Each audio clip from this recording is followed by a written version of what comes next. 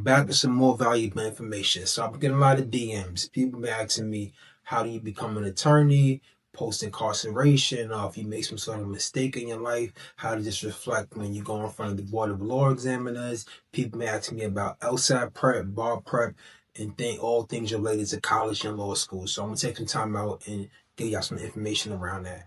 So first off, post incarceration, getting into undergrad is not a problem, nor is it a problem getting into law school. When you apply for financial aid, the main thing they're going to ask you is, while you were on financial aid, did you sell drugs or commit a crime? I think it's mainly drug related offenses. So as long as you don't commit a crime while receiving financial aid, or you haven't done so in the past, there's way less barriers. And if you did do so in the past, DM me and I'll get some information around that. Now, if you're in the New York City area and you're navigating like post incarceration and you're trying to get into undergrad, or if you're done with undergrad and you're going to get into law school, there are a lot of resources for you. Three big resources: Fortune Society, Osborne, and PRI. PRI is Prisoner Research Institute in John Jay College. These are a team of dedicated social workers and advocates and even attorneys that will help you navigate that process, help you draft your admission letter, probably even give you financial resources, whether it's for the LSAT, whether it's some sort of undergraduate admission process. So definitely check out those three. Now I'm going to get to some more information. I'm going to try to attach a link in the description with a spreadsheet with a list of resources.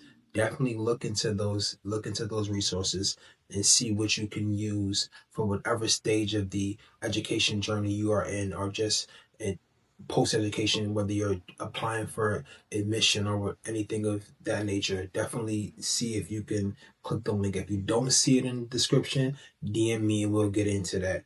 So I want to talk about, once you pass undergrad, you have to take the LSAT. The LSAT is like a whole different language. Like, you're gonna learn logic games. You have to read in a whole different strategy. With a whole different strategy, like you have to power read and look for keywords. So there are multiple resources you can use for the LSAT. And there are multiple online tutors and study guides. If you're a one-on-one tutor kind of person where you need someone to sit and talk with you and walk you through it, then I highly suggest you find an affordable one-on-one tutor. Some people prices are extremely outrageous. Don't fall victim to some hyped up prices. For one, I use Kaplan. Kaplan was super affordable. I think my one-on-one tutoring at that time was maybe like 75 to 150 an hour. I can't remember. They were super effective. They got me where I needed to go. It's also something to keep in mind.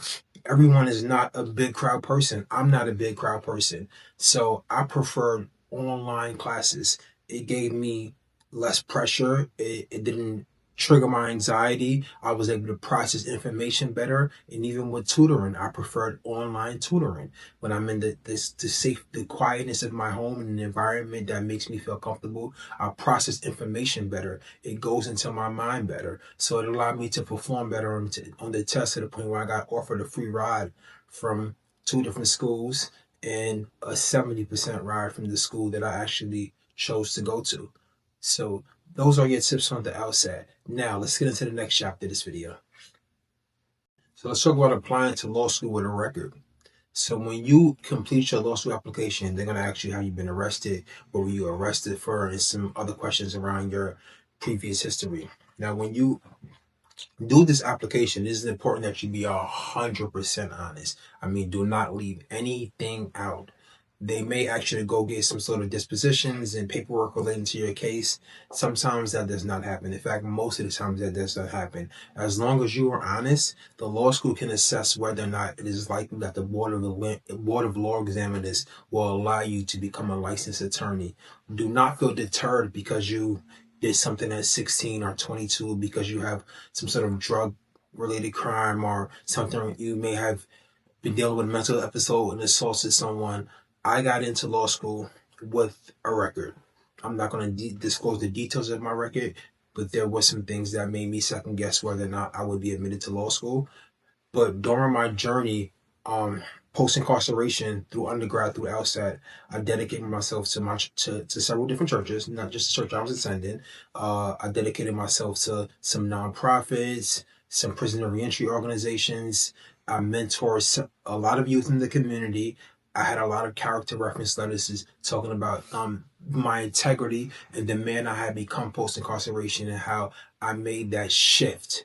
So build character between post incarceration. If you haven't been incarcerated, it's important that you build character throughout undergrad. So when you apply to law school, they look at these things. They say, who am I admitting into my law school? And if they do have a record, what have they done post incarceration? Are they able to prove to me that they have shifted and become someone who has the integrity and the values and the character that it takes to be an attorney? Once you get into law school, you're going to have to deal with your 1L. Your 1L is a monster. So if you're part time, it will be less intense. They would usually split your 1L between the 2 semesters in the summer. Now, just be prepared for this. While you're in there, take advantage of every resource you can take advantage. Join clubs. If you're a part-time student like I was and you're working, try to find some way somehow to squeeze in some extracurricular activities. Networking is really important in law school. I did it here and there. I was not the master networker, but when I did go to events and I did meet people, I was able to make an impression on people who I was able to build long-lasting relationships with. And we have the relationships post 1L, 2L, 3L, and even after I pass the bar, I can still text them. They still give me information. They try to connect me to jobs. I met someone and they connected me to an individual, and that individual got me the job that I have now. So definitely network. Definitely meet as many people as you can. Join clubs. If me being a Black law student, I joined something called BOSA. I think it's the Black Law Student Association. They have BOSA for the Northeast, for the West Coast, all different areas. If you can join a BOSA, that is super great. Like, take law school super, super serious. If you kill it 1L, you're set. Because when you kill it 1L and you do your summer internship, usually after that internship, you're extended an offer. And do not think you have to go to a top 14 school. It's great if you get into a top 14 school, but the trick to that is if you can graduate top 10% of your class. See, if you graduate top 10% of your class, you usually get the same opportunity as someone that went to a top 14 school. And another thing to talk about, if you pass the bar and you do good for a year or two, no one is ever going to ask you about your grades or what did you graduate the top 10% of your class. They're going to see your track record of what you have been doing. So if you do not graduate top 10% of your class, you do not go to a top 14.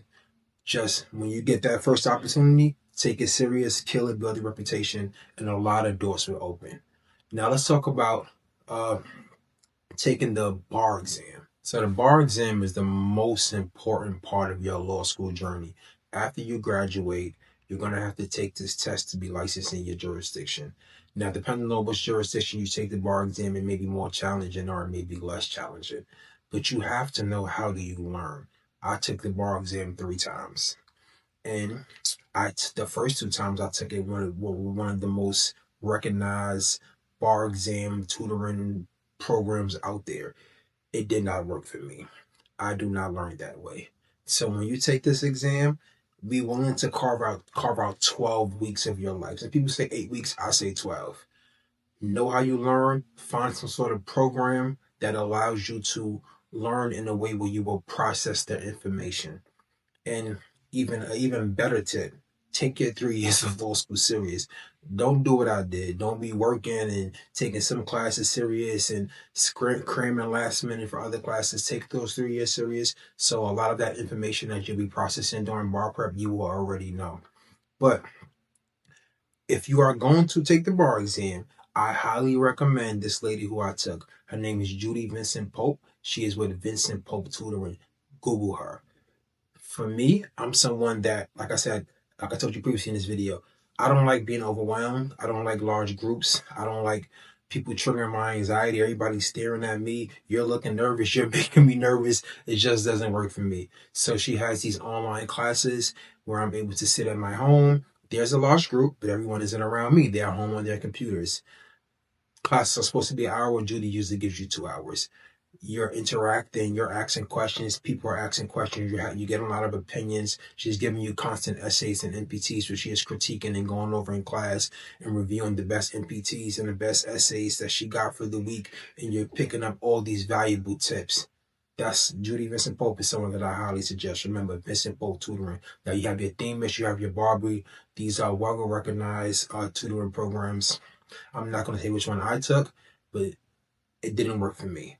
I don't I didn't like the style. I didn't like the sitting at home and looking at the videos and answering the questions and sort of teaching myself. I'm a hands-on learner. I like to ask questions. I want to try something out and I want you to tell me where I went wrong. And then I want to sit back and try it out with you guiding me. And then I'm like, okay, now I know what to do. So after you take this, after you find the right program and you are ready for the bar exam and you take this, when you go into the test, be extremely calm. Do not panic. This test will drive you crazy. Sometimes you're in an extremely large classroom. You may have accommodations to be in a smaller classroom.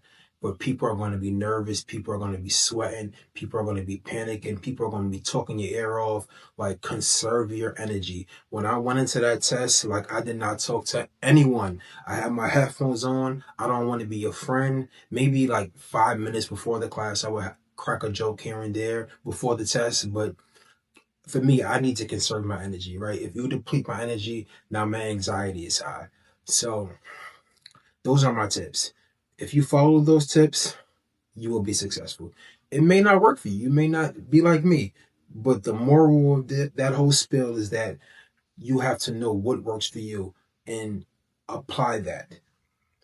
I want to end this video telling you guys that one moment does not define you. One mistake does not define you. I don't care what your past is. I don't care what you have done. I don't care where you have come from. I don't care how much trauma you are dealing with. If you are willing to face your problems head on and take on challenges, you could become anything you can imagine if you apply your mind to it. So I want you guys to apply yourself. I want you guys to grow into whatever you can possibly dream of. It's going to be a lot of hard work for me to get where I'm at, and I don't even feel like I'm nowhere near the top of the mountain, but I put in a lot of hard work to have an opportunity, and this opportunity can be limitless if I utilize it right. So I don't care what you've been through. I don't care if you were an orphan, if you were an addict, if you've been to prison, if you're missing half an arm, you can do it. And I'm not talking about going to law school and being a lawyer. I'm talking about anything you can imagine. If you apply your mind to it and you have that dedication and that resilience, you can do it. So people, maintain your integrity, be a pillar in your community, give back, stay focused, stay dedicated, and keep God first. Anything is possible. Check in with me, DM me if you have any questions. I'm definitely willing to give you any information or resources I have. Have a good one, y'all.